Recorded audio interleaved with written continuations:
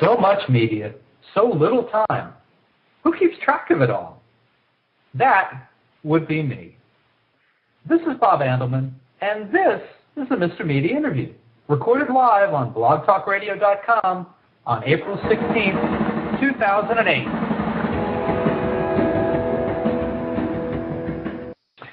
If you wanted to pick a good presidential campaign upon which to launch the political website devoted to truth, justice, and the American way, and those are my words, not theirs, this would be the one. You've got a man running as the candidate of one party who was in Vietnamese prisoner of war camps for 5 years, plus the first woman and the first African-American man to ever challenge for a major party's nomination. And one of them will win it one of these days. And before we reach this point, there were so many candidates on both sides that we needed scorecards to keep track in the debates. Now, if you haven't visited before, take a minute and surf over to www.politifact.com while you listen to this podcast. It's spelled POLITIFACT. It's one word solid, .com. The site is an online extension of the St. Petersburg Times daily newspaper and Congressional Quarterly, and it's just what an election of this magnitude and complexity needs, a lie detector, literally. Now, joining me today is the editor of PolitiFact.com and Washington bureau chief for the St. Petersburg Times, Bill Adair. And in the interest of full disclosure, as if regular listeners haven't heard me refer to her enough, let me just say that my wife is a longtime editor at the Times. So if you want to say I have a vested interest here, go right ahead. Bill, welcome to Mr. Media. Thanks for having me, Bob. Hey, delighted to have you here. We had a reschedule from a few weeks ago. I know politics changes constantly, so we're glad we could hook up with you today. It does, and as we're recording this, today's the day of the debate in Pennsylvania, so we'll be working tonight to fact-check what Obama and Clinton say, and we hope get a few items on our site by midnight about what they said tonight and whether it's true. You mean you're actually suggesting ahead of time that the candidates may say some things that don't exactly ring true? I'm having a hard time with this, Bill. Shocking. I'll tell you, one of the if you have to look for a bright future in this very uncertain media business, I figured probably it was a smart career move to associate my career with politicians lying. And I'm going to ask you about that in a few minutes. I want to come back to that because, we both know that it's a rough time to be in the newspaper business. But we'll come back to that one. Tell me, first of all, how did PolitiFact come about, and have you been involved since the beginning? I have indeed. We, as you know and your listeners might know, here at the St. Petersburg Times, we are a major regional newspaper, so we are the largest newspaper in Florida, and we have always been pretty ambitious in our coverage of presidential campaigns. Other newspapers often leave it to the wire services to go out on the campaign trail and write enterprise stories, and we have always invested a fair amount of resources in that. And so as Washington bureau chief for the past 4 years and a reporter in Washington for 6 before that, I have spent a lot of time on the campaign trails. I covered the 2000 presidential election and was there that night in Nashville when Al Gore almost came out to declare victory, and then covered the 2004 campaign and covered President Bush when he ran for re-election, and have so I've done a lot of campaign stories over the years, and as I looked forward to doing this campaign, felt like I wanted to do something different, both personally and also for the Times, and the idea of fact-checking really goes way back in journalism and in my own personal experience. When I was in college in Arizona in the mid-1980s, I did a senior thesis kind of thing on political advertising and all the lies that were told in an advertising campaign in Arizona that proposed a healthcare regulatory agency in Arizona, and the TV ads were just filled with lies, and used a strategy that would later be used to some extent by the healthcare industry in fighting the Clinton health plan. And I just felt like journalists really needed to check TV ads the way that we back then checked other things, campaign speeches and things. And so in my senior thesis recommended that be sort of a reform in journalism, that we begin looking at TV ads much more skeptically and fact-checking them.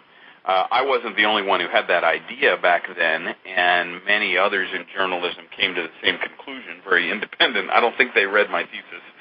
And David Broder, in fact, wrote a column, I think, that was instrumental in changing the mindset among political reporters. And so by the late 80s, I think we in journalism were doing a good job checking TV ads.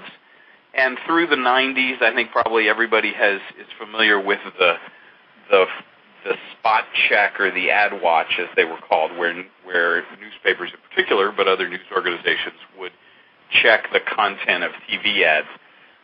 But I think I kind of lost their punch by about the 2000 campaign, maybe a little after. I think those ad watches became kind of wishy-washy and became more of the routine on the one hand, on the other hand, journalism. And they really didn't tell you what you wanted to know as a voter, which was, well, is it true or not? And so in looking ahead to this campaign, I felt like we needed to do more than just write a bunch of ad watches. In the Florida gubernatorial race last time, we had one of our regrets.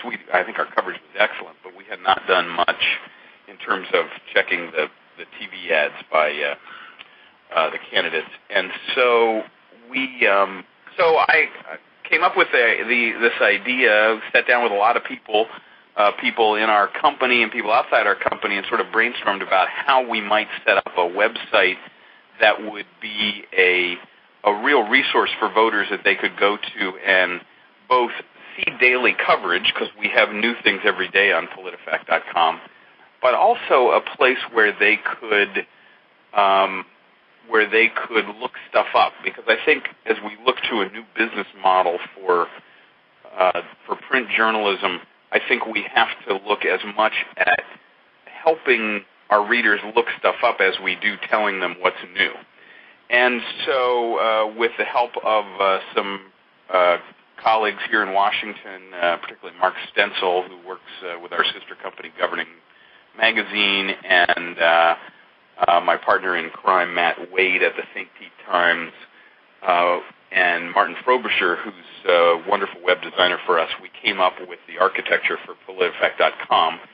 A lot of input along the way from our editors. I've got a great couple of editors who oversee me, Amy Hollifield and Scott Montgomery, who really helped shape it, and then our executive editor, Neil Brown, played a big role. And collectively, we came up with what I still think we've now checked more than 400 facts, and I look at the site every day and I think, I think it's still really clear. And I think one of the things that distinguishes it journalistically is clarity, both in its design. If you look at it, it's just really clear what we're saying, and there's not a lot of clutter on the site, and there's not a million different things going on, which I think is a weakness of some websites. And also our writing, I think what distinguishes our writing is clarity. So that's sort of the history. We launched it in August. We were inspired, I guess I should also tip my hat to factcheck.org, which really pioneered web fact-checking.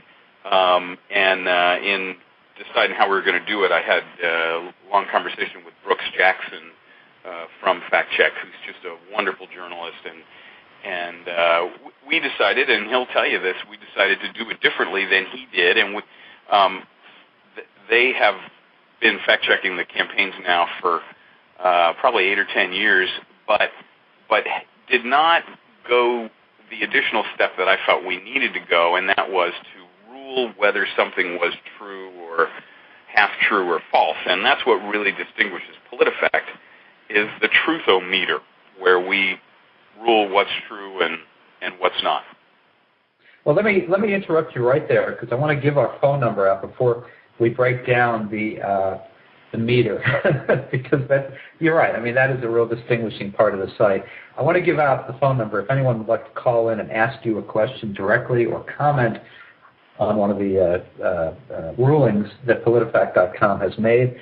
Give Bill a call, 646-595-3135. And as I always caution, you can only call in on a day when we're doing this live. Today is April 16th from 1 to 2 o'clock Eastern. So if you're not calling in that period of time, I'm sorry you missed us. Call us back another show. So you break it down into, I think there's 5 categories? Correct, and actually 6 if you include our bonus category. And I'll explain the truthometer, as we talked about how we were going to rule on the relative truth or falseness of a statement. We said, well, let's make it on some kind of a meter so that we could show whether something was true or half true or false. And so from the beginning, the idea was that it would be the truthometer, and we talked about some other things and some different designs, but ultimately that was the one that stuck, and I think it's worked very well. A lot of people refer to us not as PolitiFact, but as the truthometer, and that's fine. If you Google that, we show up too, I think. So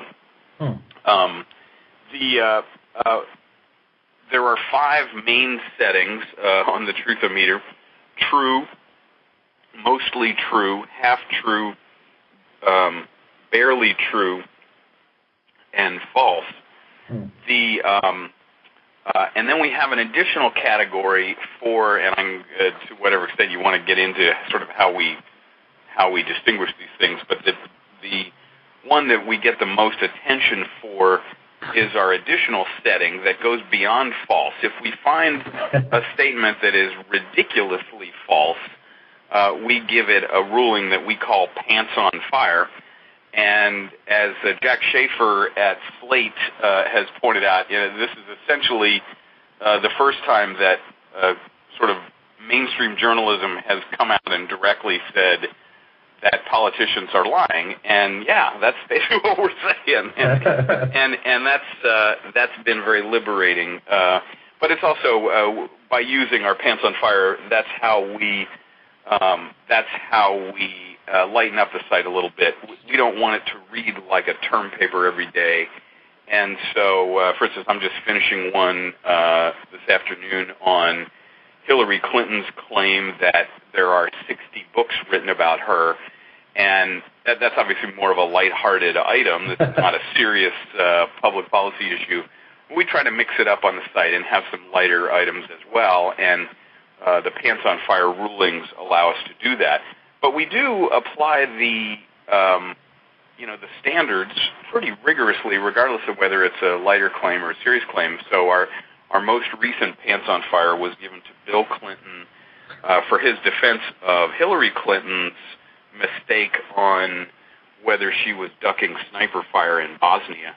And I have that in front of me here. It's I think his statement, if this is the one, was Hillary one time late at night when she was exhausted misstated and immediately apologized for it. What happened to her in Bosnia in 1995. And he's wrong, depending on how you count it, 3 different ways in one sentence. He's wrong that it was late at night. It was actually 10 o'clock in the morning. Her speech, we went and pulled the transcript of her speech, and it begins, "Good morning." The idea that she said it one time is not accurate. We know that she said it at least one other time. And the idea that she immediately apologized for it is also wrong. It took a week before she apologized. In fact, some Clinton supporters were hoping she'd apologize for it more quickly. So anyway, this was the first pants on fire for Bill Clinton. Oh, it was only the first. Only the first one for him. We've done. Right, I know. Yeah, it's been going on for a while, but this was the first one for him. Yeah. I think there's Republicans out there that must think either you're not paying attention to them, or or he's been on very good behavior. Yeah, well, we have been, one of the things that's kind of evolved is how we handle campaign surrogates, people like him who are speaking on behalf of the campaigns. And we have tended to put surrogates, treat them as speaking on behalf of the candidates, so their statements have been within our database assigned to the candidate. So previously, his statements would have gone under her. Although even there, I don't think we'd given her any. I think her first Pants on Fire was the original Bosnia claim. So she's only had the one. Oh no, she had another one. I see. Yeah, we also gave her one because she claimed that Obama had threatened to bomb Pakistan, which was a ridiculous claim because Pakistan, of course, is a U.S. ally. And what Obama said is that he would go after Al-Qaeda if he found they were in Pakistan. Well, so, let's take one of these apart for a minute. I'm looking at the Bill Clinton one. What's interesting is you start off on the front page of PolitiFact, and you'll see the most recent. You correct me if I get this wrong, but you'll see the most recent truthometers, and you can click on one of those. You can go further down. You can click on all the truthometers for a particular candidate or a surrogate, as you say. You can also click on and see all of the Pants on Fire statements, all of the true statements, the half-true, etc.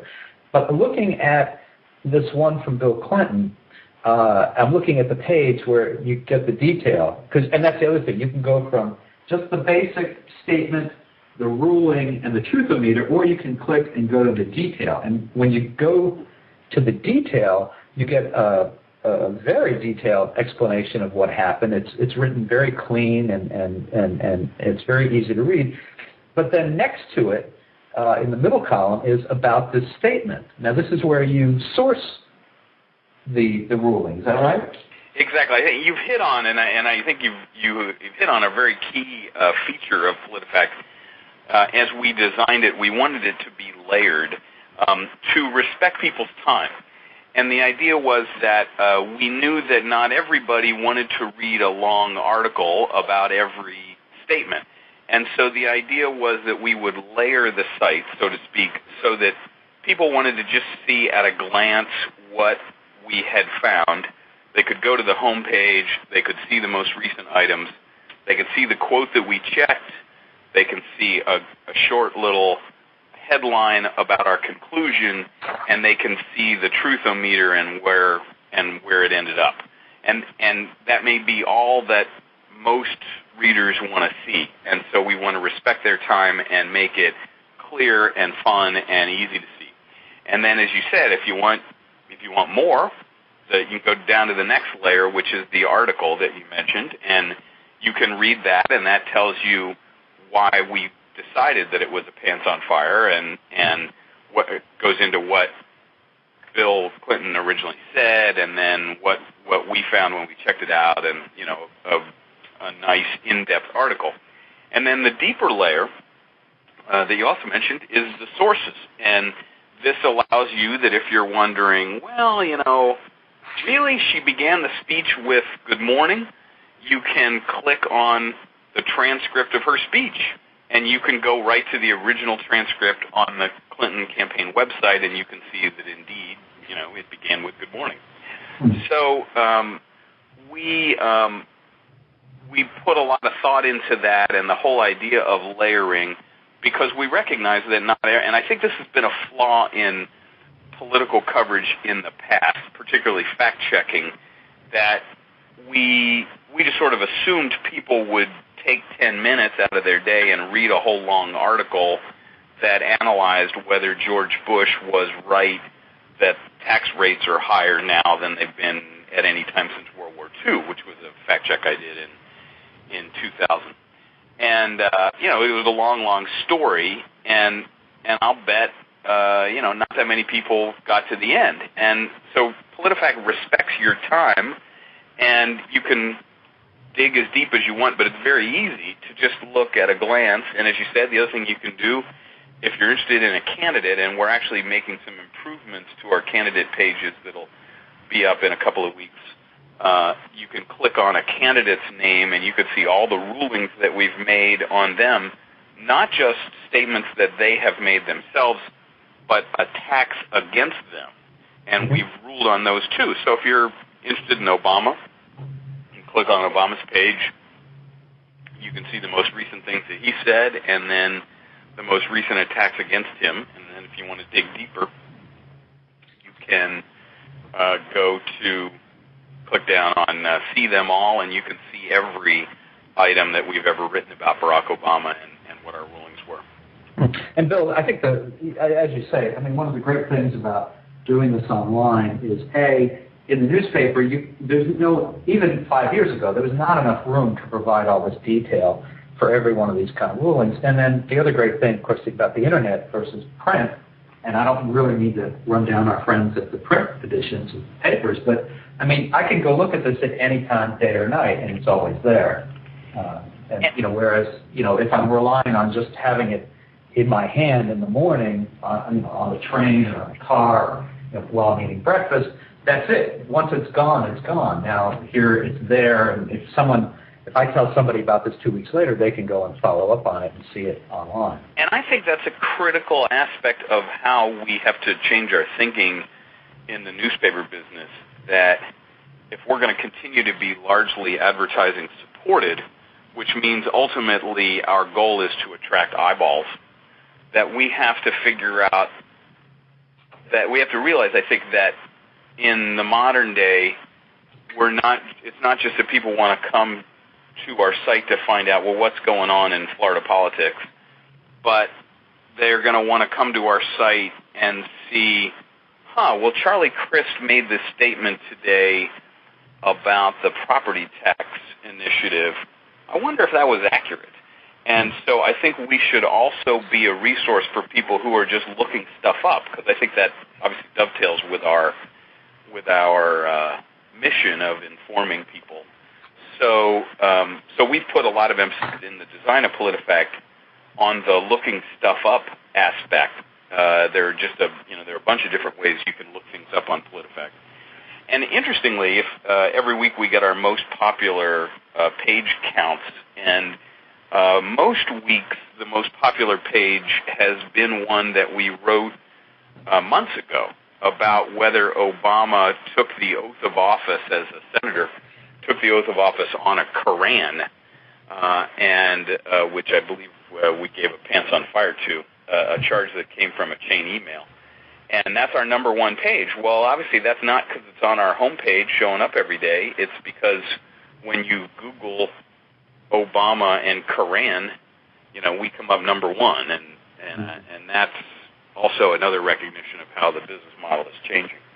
Well, Bill, as I mentioned, we're inviting people to make calls, and they can call and ask you questions. And I'll repeat the number. It's 646-595-3135. But we also have, as people are starting to discover, a web chat that runs live alongside the interview. And there's some folks in there, and someone named Twinkie pointed out that Hillary had made a claim you referred to earlier about 4 times, and he or she, I don't know Twinkie's gender, but would like to know from you, do you think Bill Clinton maybe doesn't want Hillary to be president because it could overshadow his legacy? That's a fascinating question. I got to say, I don't think I have considered that, because I think our expectation in the political press has been that Bill Clinton wants to get back in the White House, and I don't think we've seen many indications that he's sabotaging her campaign. Although I guess the wonderful thing about the Clintons is that you can question everything. It's sort of like when Jeb Bush was governor of Florida. He was such an enigma that anything he did, everybody wondered if there was an ulterior opposite motive to it. I guess you could say the same thing for the Clintons. Anyway, that's an intriguing thought.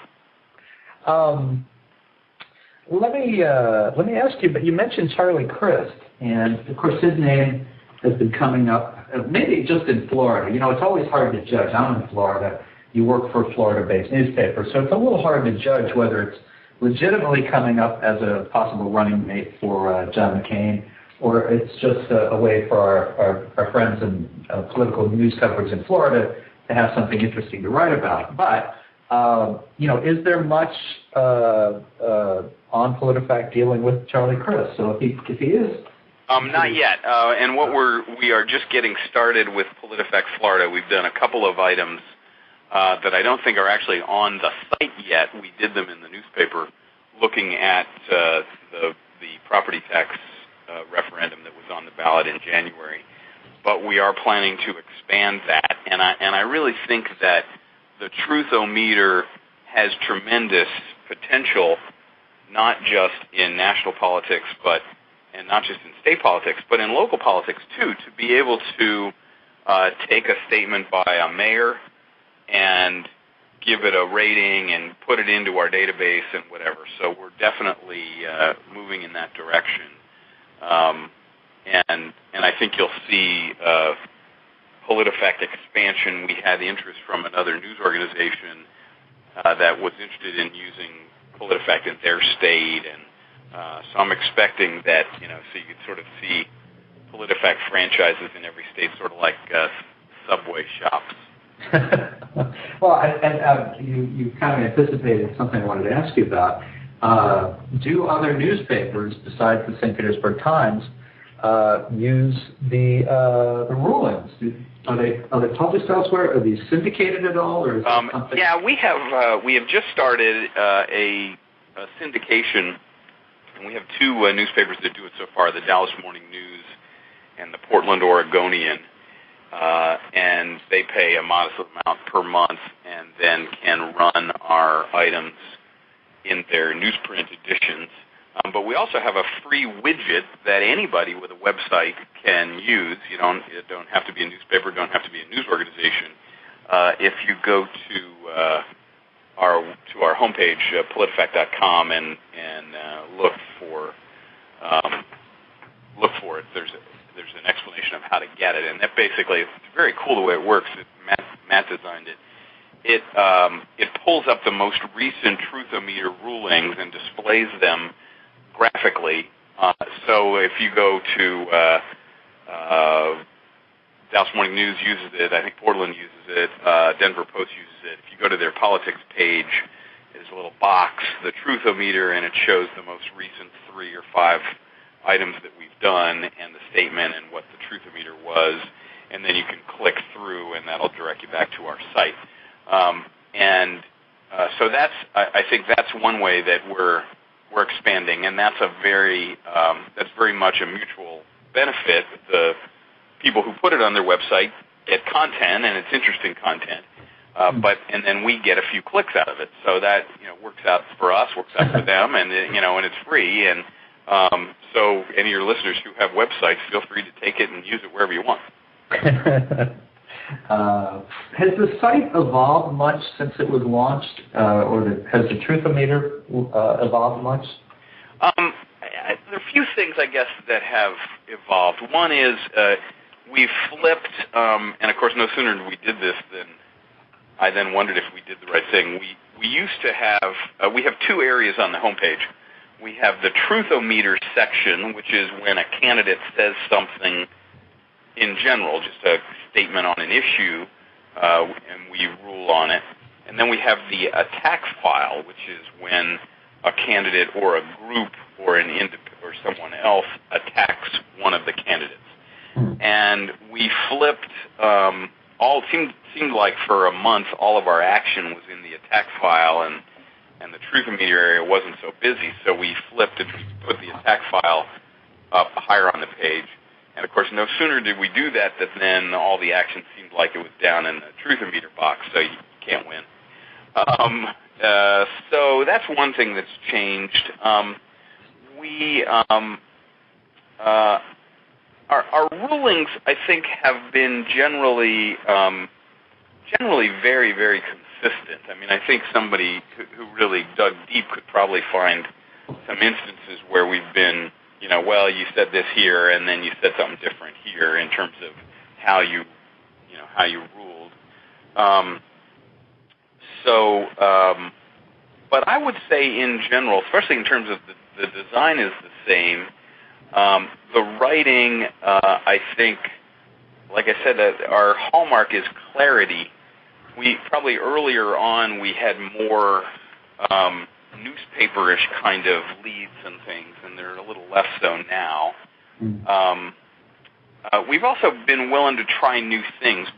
We took two of our reporters and a couple of researchers and devoted a week and a half to creating a database of all of Hillary Clinton's travel. No one else had done this. The travel records existed on her schedules, but nobody had really pulled together and created a database of them.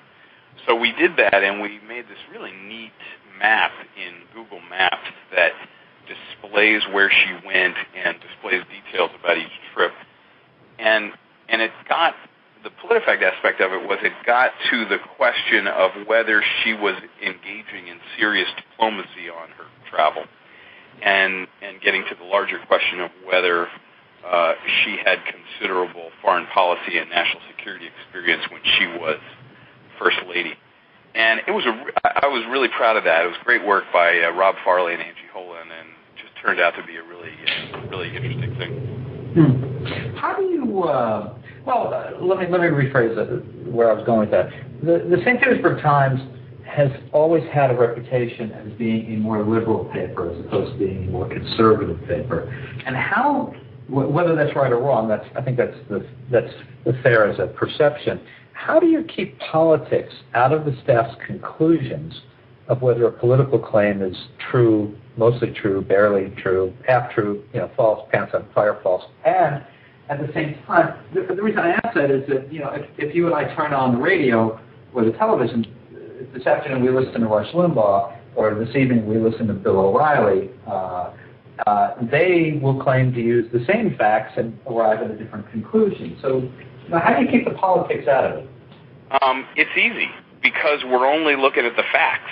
And really, the St. Pete Times may have a reputation for a liberal editorial page, but I think that our news coverage is right down the middle, and sometimes we write stories that liberals like, and sometimes we write stories that conservatives like, and occasionally we write stories that both of them like.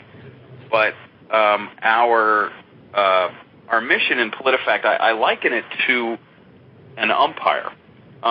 It doesn't matter to the umpire whether it's, or at least it shouldn't matter to the umpire, whether the guy who's running home is a member of the Red Sox or the Yankees.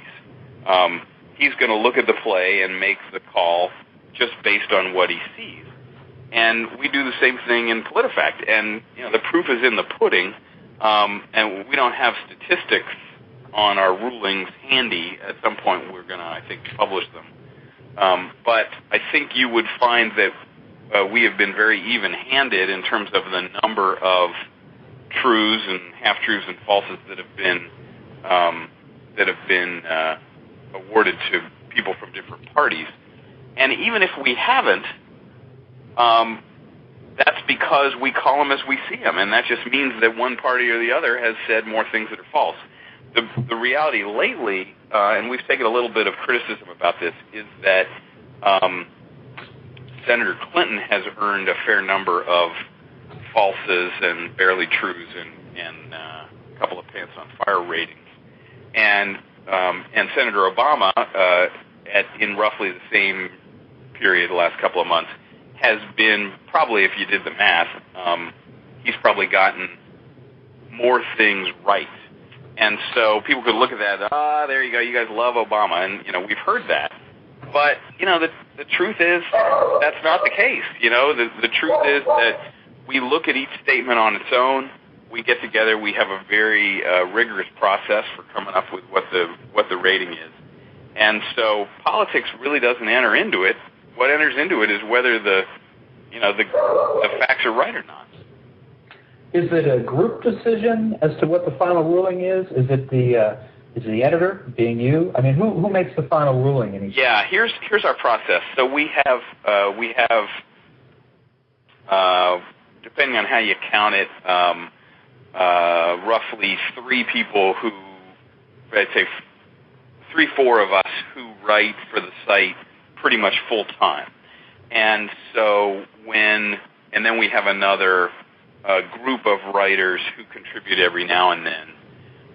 And then we have people at our sister company, Congressional Quarterly, who do several items a week for us. So the writer does the research or gets help doing the research, comes up with a recommended ruling, whether for the truth-o-meter, and then turns in the story and says, okay, here's what I've written. I think this should be false. And so at that point, the story is edited by my colleagues Scott Montgomery and Amy Hollyfield, and line edited until it's sort of in shape to be published. And then the 3 of us get together by phone and make the final decision about the ruling on the truth-o-meter.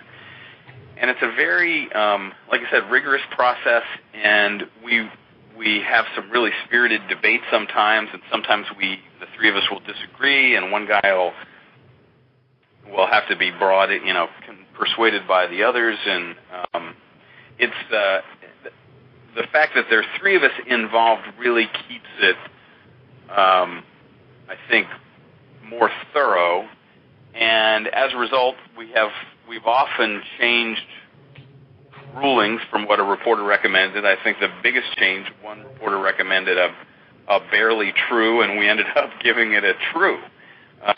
And for the most part, though, I think we tend to go along with what the writer recommends because they know the story, and usually they've got it all figured out right.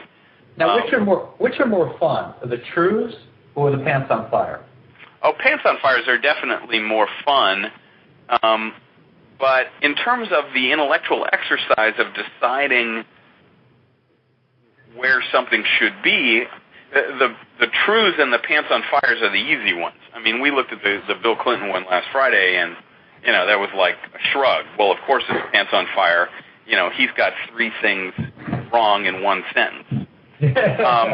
And the same with the true. This Hillary Clinton one I'm doing on how many books have been written about her that I think we'll have up later today. That's an easy one, and that the fun ones in many ways are where we have to have a back and forth about, well, is it barely true? Is it half true? Is it mostly true? And sort of coming up with our logic on what those should be. And along the way, we've come up with just some general principles about what each ruling is, and as I mentioned earlier, try to be consistent about it. But it's a lot of fun. I mean, it is the favorite part of my day when we all get together and talk about these things, because it's just pure journalism. It's just good. It's about ideas and about facts and about reporting. Do you kind of feel like there should be a special truth-o-meter for Clinton? I mean, putting pants on fire on Bill Clinton just seems like, duh. I mean, I don't mean to say he's a liar, because I don't feel that way, but, based on his history, pants on fire, well, I think we all kind of assume his pants are always on fire. There is some people might see a double entendre there. Yeah, okay. What are some other great pants on fire moments that you guys have? Well, the first one we did was widely misunderstood, and it was as we were trying to kind of figure out our voice. The first pants on fire was Joe Biden, and we were so sorry to see Joe Biden get out of the race because he said so many things that were off base that he was full employment for fact checkers. His claim, and this was our first pants on fire ruling, was that President Bush is brain dead. So we decided to have some fun with that one. So I went to the medical definition of brain death and then figured out, well, what are you required to do as a doctor to diagnose brain death, and came up with all these different horrible sounding procedures. And so the item, which was only 4 paragraphs long, said that there was no evidence that Biden performed the necessary medical test to make such a diagnosis. We would have accepted the results of a cerebral blood flow study or proof that Biden had examined Bush to see if he had an oculocephalic reflex.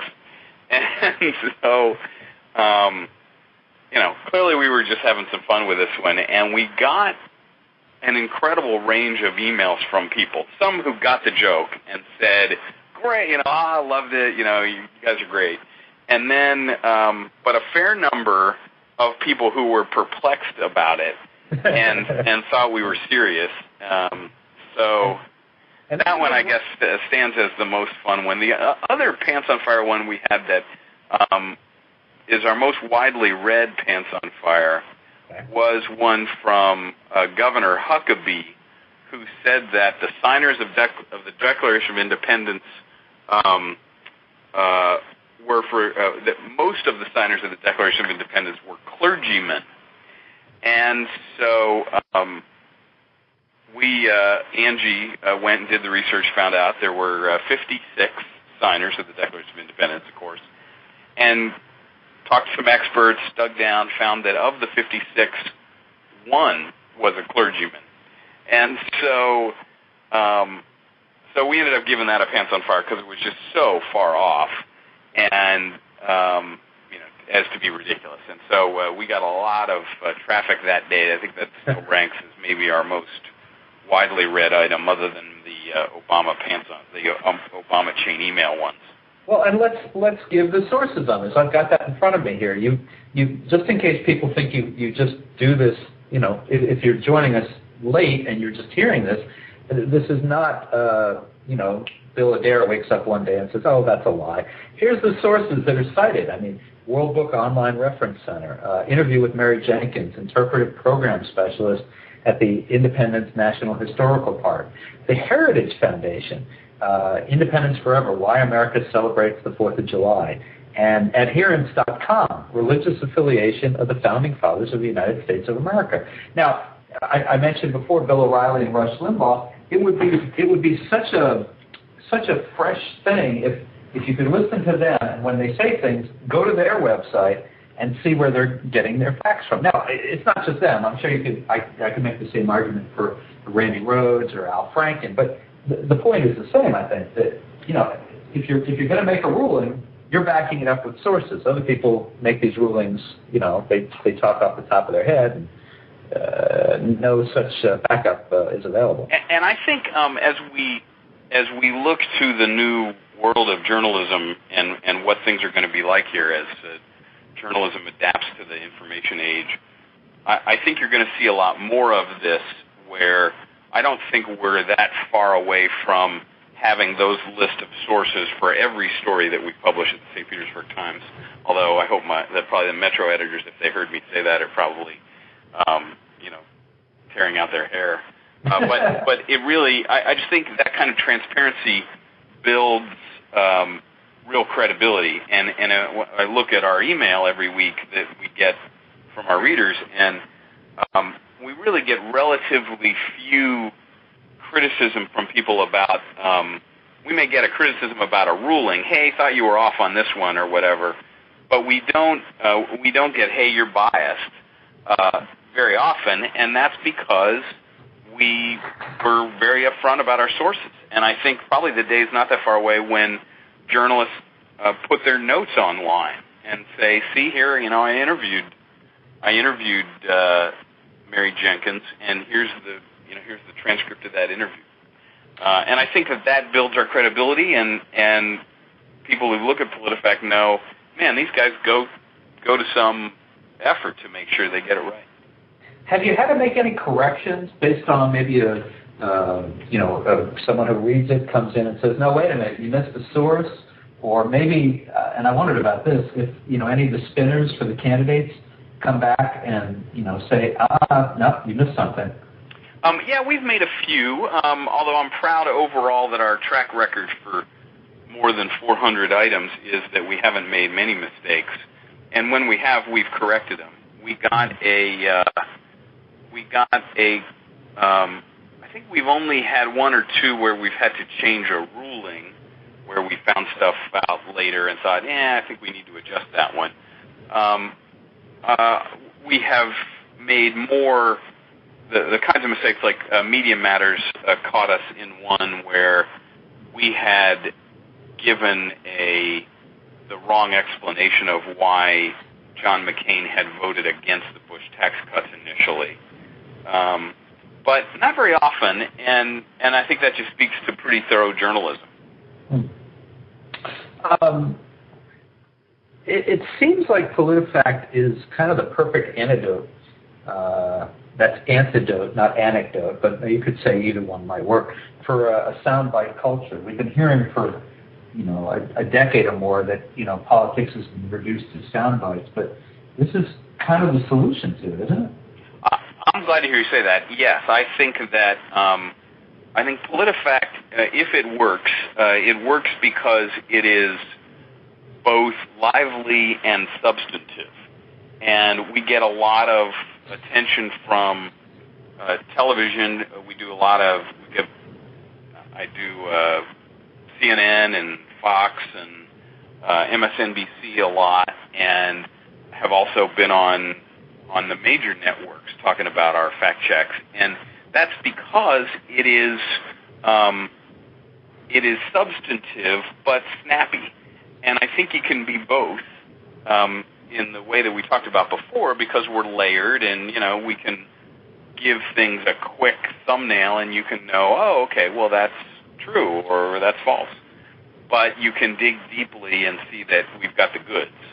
And I think, but I think also that with candidates basically just spouting factual claims in this soundbite culture, I think we are the antidote in that we can be the resource for voters who wonder if something's true or not. And it really is. Somebody asked me the other day, well, what's your test for deciding which items you check? And I said, well, our test is very simple. It's just curiosity. If we think voters are going to wonder if it's true or not, then we'll do an item on it. And that's the case both for whether Hillary Clinton had 60 books written about her, and whether Obama's right that the bill that he was the main player behind the ethics bill that passed in 2007. I'm going to guess that because you've referred to the Hillary Clinton 60 books so much that there are not 60 books on Hillary Clinton. Actually, there are. Oh my God! Depending on how you count it, it's in the range of 50 to 70. It depends on whether you count the Hillary Clinton voodoo kit, stick it to her before she sticks it to you, I think is the subtitle. I think you have to count that one. And whether you count some of the translations and books written in other languages. But I think she's just about dead on accurate with that one. So I think she's going to get a true for it. And I think that this actually speaks again to the credibility of the site. Fact-checking in the past, in fact, my friend Brooks Jackson at factcheck.org has traditionally not done many items that were true. So we have, and that was something that I felt was important to do as a service to voters, was to also say, yeah, that's true, because if you don't do that, I think people still wonder, really, and so we do probably as many truths as we do falses. Well, we've got a couple more minutes left, and I want to kind of come back around to where we started, and I kind of steered you away. This is a very tough year for newspapers and magazines. journalists are being shown the door in record numbers. We saw that. I know you're in D.C., but back home here, the other day it was announced that Media General, which owns the Tampa Tribune and other media properties in the Tampa Bay area, is going to try to cut its workforce in half, which I think was a real message to everybody. But I mean, PolitiFact, I gather, has been a ray of sunshine for the St. Pete Times. Is that right?